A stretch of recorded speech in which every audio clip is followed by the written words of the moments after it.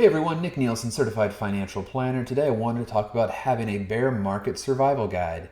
In case of a bear market or a prolonged bear market, there's a few things that you want to have in place. Number one is you want to have an emergency fund. We would define that as having 6 months of expenses in cash. Now, if you're in a profession that might lead to higher layoffs, such as mid-level managers or people in sales, then you might want to try to shoot from 6 months all the way up to a year. Second, you want to evaluate the equity in your home. If possible, look to get a home equity line of credit in place. Some keys to look for there: no annual fee and zero closing costs. So hopefully it can sit there with a zero balance, but it is a place where you can access cash in the case of an emergency.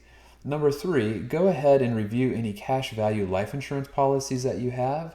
I would make a phone call and see what is the amount that you could borrow in the case of an emergency and what would be the associated interest applied to a loan. So those would be the top three places that I would go. Get prepared. Remember, cash is not king, it's access to cash.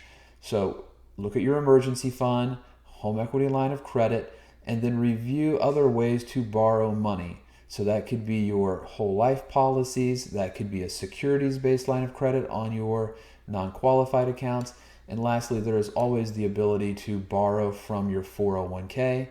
You can borrow the lesser of 50% of your 401k balance or $50,000.